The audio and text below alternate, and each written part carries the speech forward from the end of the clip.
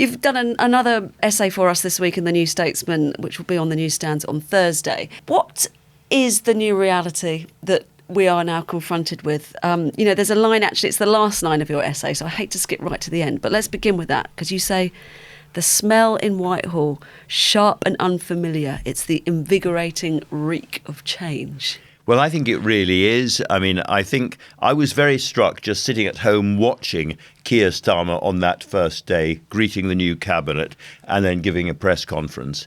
And the first thing that struck me is he has really taken ownership of this in a way that he seems completely familiar with power, familiar with authority, entirely relaxed, much more relaxed than he was on the campaign trail. And I have always thought he wasn't a brilliant opposition leader in many ways. He wasn't telling strong stories. He wasn't running towards arguments, all the things we've been talking about on this podcast in the past, but that he might prove to be exactly the kind of Prime Minister Britain needs at this moment. In other words, a tough old nut who is able to take the hard decisions.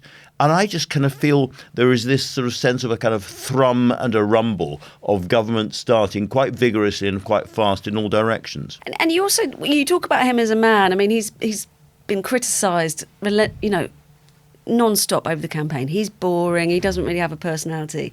And you have another line, you say, we must stop trying to project ourselves onto leaders. What do you mean by that? Well, I think there is a real sense of corruption or decay that has come into Western democratic politics over the past 10 or 15 years, which is the sense that the elected leader is also representing us emotionally. Yeah. We have a strong emotional and personal connection, whether it's Boris Johnson or Donald Trump or Maloney or whoever it might be. And we have this direct, voter-to-leader connection. That is an authoritarian mindset, really. It's the way that people in dictatorships think about the great leader.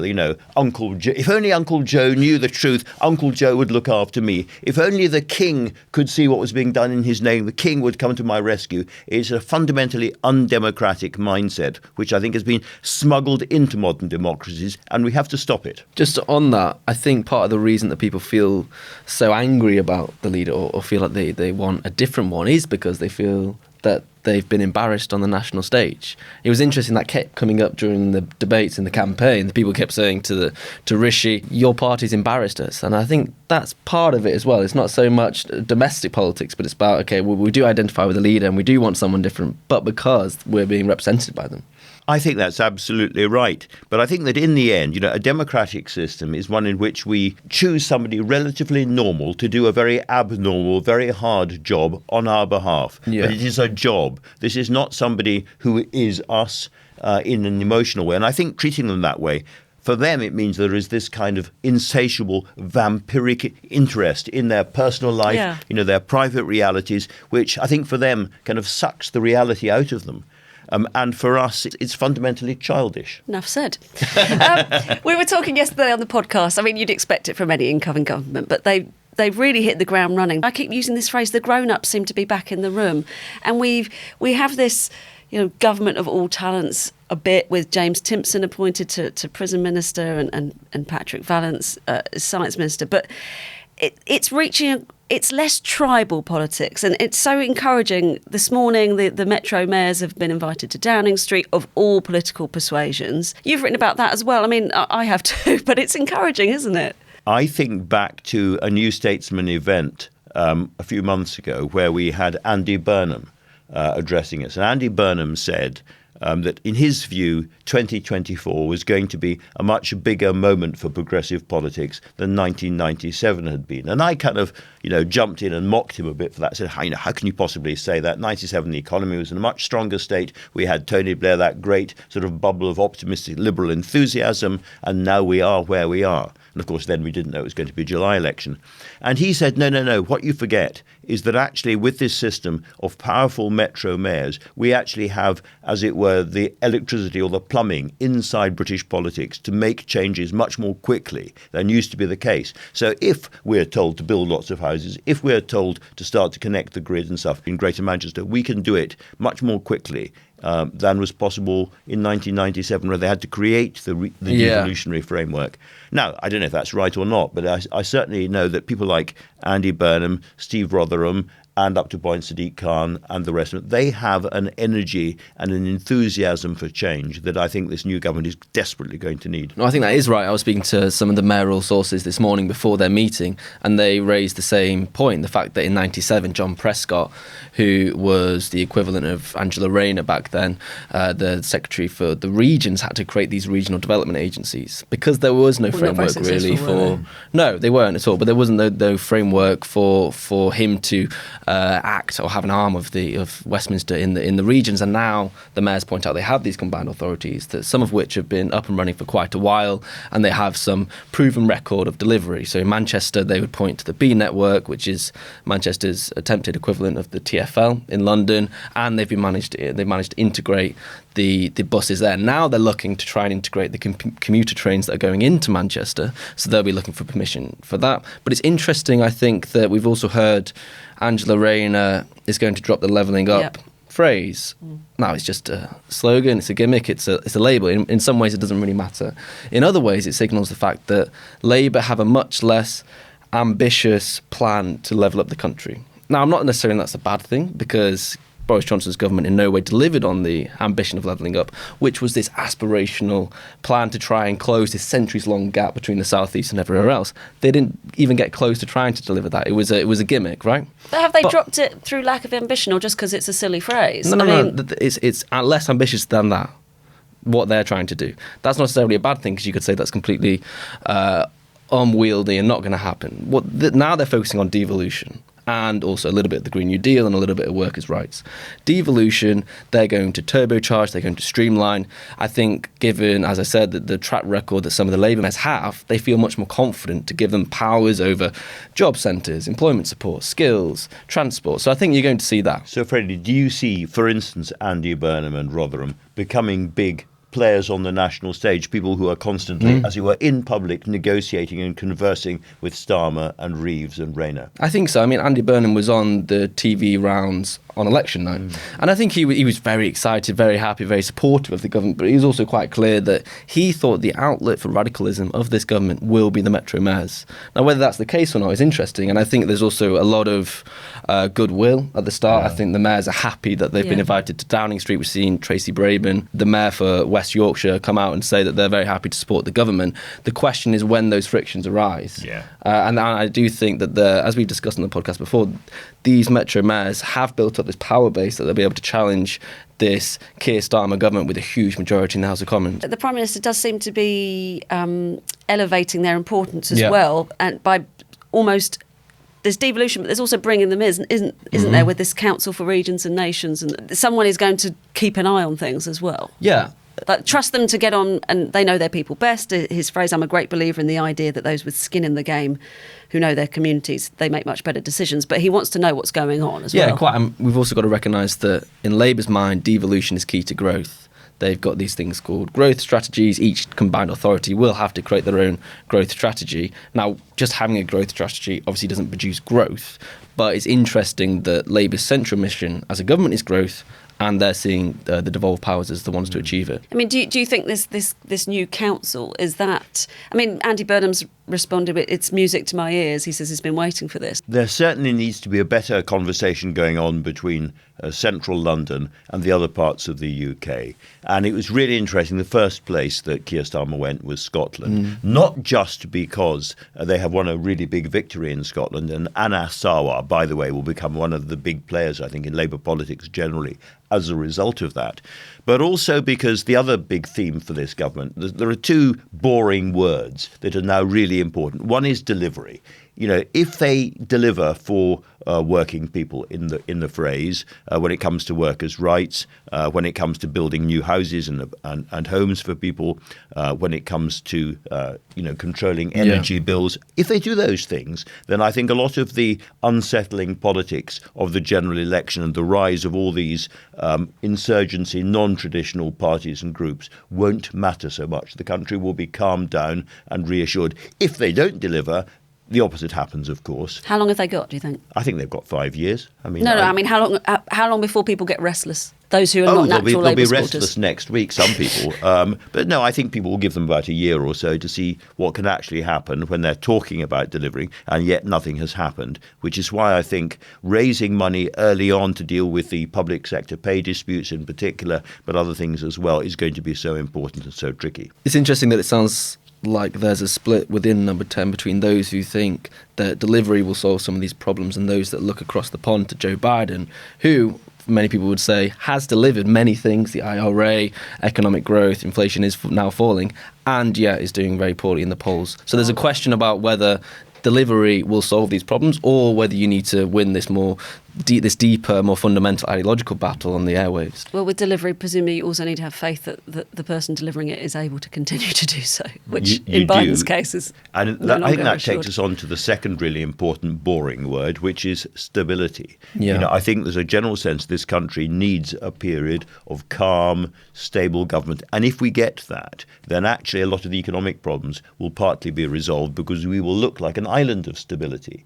And, going back to the SNP in Scotland, over the last 10 or 15 years, there's been a general perception from outside the UK that the UK wouldn't carry on existing for very much longer, that Scottish independence was kind of somehow inevitable. And for the first time, that spectre, if you like, has been removed from the scene, at least for quite a few years ahead. And so I think stability is enormously important. But that requires also a sense that the government has a grip on things. That famous Boris Johnson phrase about take back control. Yeah. And the big thing that Biden didn't get a grip on was immigration. The border was remains a huge problem for the Biden administration, which takes us back to one of the I think the big issues that this government is going to have very, very quickly, which is stop the boats. Thumping Labour majority, but much commentary about the fact that they secured just 34% of the vote and sort of third of the votes, 2/3 of the seats, as you say in your essay, Andrew, and that support is a mile wide but an inch deep. Where are we at? It's very febrile.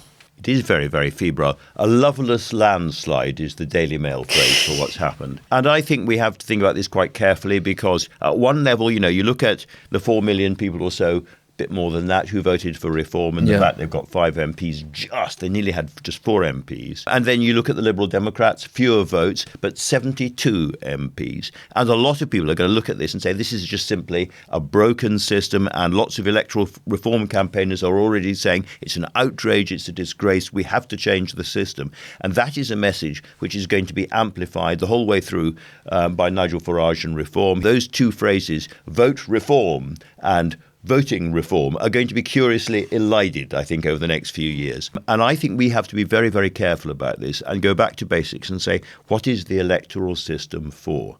And I would argue that it's for two things. It's to, broadly represent the mood of the country. And the mood of the country this time, broadly speaking, was get rid of the Tories. Yeah. And we're not quite sure what we want after that. So we got rid of the Tories, and so that was achieved by the electoral system. But the second part of it is give us a government that functions and works. And had we had PR, all the clever people have looked at the numbers, had we had PR, we would have had a hung parliament and an endless negotiation about the way forward for the country. Look at France. Would we be better off, he said rhetorically, knowing that the answer is no, we would not be. Well, I mean, it's interesting also because I don't think we can necessarily take how people voted and just say, well, look, this is what would have happened had we had PR. I mean, we had an interesting comment after yesterday's episode.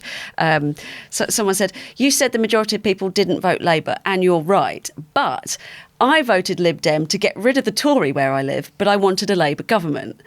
There was no point voting Labour here. How many people do you think voted Lib Dem for exactly the same reason? We're talking about tactical voting. So it's not as simple, is it, as just saying... And similarly, we don't know how many people... Right? Yeah, but we don't know how many people voted Reform just to give the Tories a kicking as well. I mean... No, it's not as simple at all, but we also know that Labour does have this mandate now within the system. So I don't think in 2015 many people looked at the low number of votes that David Cameron got and said, oh, well, he doesn't deserve the majority, however small it was. They didn't really say that. They just said he got a majority and we didn't expect this. How amazing. So I think it's set by expectations. People are expecting a much higher Labour vote share, and that's a consequence of the polls, and there's another good argument for us not to have polls during campaigns. But it doesn't matter. It doesn't change the fact that they had this huge democratic mandate to do whatever they do. I think they will be conscious of the fact that turnout was down to 60%. It was very low, which if you take the electorate as a whole, it means Labour only got support from around 20% of people, which is extremely, extremely low. And you've got Reform nearly getting half the votes of what Labour got. So there are democratic questions there, but within the system, I don't think Labour has a problem with its mandate. In a very mean-spirited sort of way, I've been enjoying the howls of outrage from the right about this outrageous result, this outrageous system. This is the system we have always had.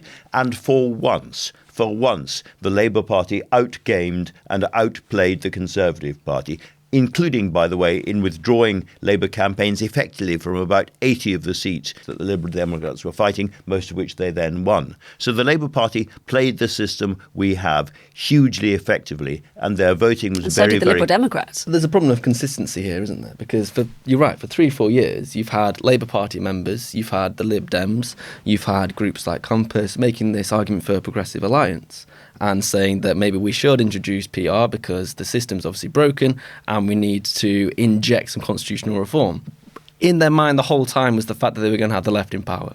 So I find it inconsistent, just slightly inconsistent, the fact that now Labour and the left are doing quite well off it, that people go, oh no, the system's working quite well. I think the opposite. That is one of the things about our system of voting, is it does tend to produce majority governments, and every time it produces a majority government of the left or the right, that majority government says PR, not a chance. We did have, of course, a referendum on it, and it was rejected. I think our system gives us, a stable sense of direction for the next 5 years. And I say again, look across the Channel to France and the mess they're in, and be very, very grateful, I think, for first past the post this year. Well, let's look across the Channel to France. And an apology from me and my colleagues yesterday. We wrongly said that France had a PR electoral system. They don't, of course. We apologise for that. They have a 2-round system in elections for their National Assembly. So the first round, candidates who receive more than 50% and at least 25% of the registered vote in their constituency, they win outright, they go through. And then there's a second round. So if no candidate meets that first round criteria, there's a second round. In this round, candidate with the most votes wins, but all candidates who received at least 12.5% from the first round can participate. So it's a strange mix of our system and PR, isn't it, really? Because there is a proportional aspect to the first round. Yeah, but we wrongly said it was PR. But it has caused a complete mess, and this tactic by Emmanuel Macron to call a snap election has spectacularly backfired. It certainly has, and I don't know if it's our role to drive people to the website or the magazine, but Wolfgang Munchau has written an absolutely brilliant piece, I think, about the depth of the trouble France is now in, predicting a real complete financial collapse, in effect a French version of the Liz Truss moment coming before too long. And that is, of course, because, as you say, Emmanuel Macron made this huge gamble that he was going to have an election. Reminds you of somebody else, and it didn't go as he expected. But also that as a result of the terror of National Rally actually winning the majority of places in the new National Assembly, the centre and the left did this kind of electoral pact to stave them off. And it has worked. But what it means is that the dominant group now is this strange, weird coalition of Greens, socialists, the odd communists, the odd Trotskyists, all the way through to Social Democrats.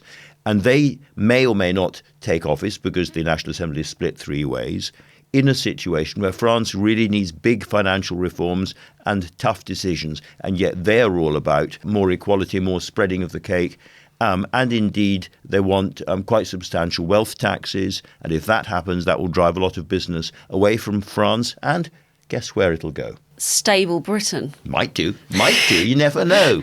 I think Starmer and Reeves have been lucky generals in the election, and they may be lucky generals in the first phase of government as well. But whoever forms the government in France, it will be a minority government, won't it? And I think the largest party in that large left coalition absolutely despise Macron. So and vice versa. Well, It's a bit like having Wes Streeting and Jeremy Corbyn in the government together, if I can put it that way. How do you see Macron working his way out of this? Or is there a way out of the political deadlock? I think there is inevitably a period of 1.5, 2 years of effective paralysis in France.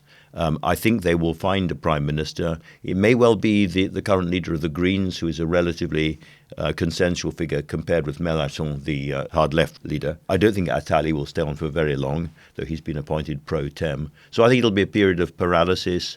And I think that's going to affect all of Europe because France is so tied to Germany in terms of stability and the euro and so on. It's a really big moment for Europe. Prime Minister Starmer heads to Washington today, this evening, to join the NATO summit, and we'll be talking about that on the podcast tomorrow.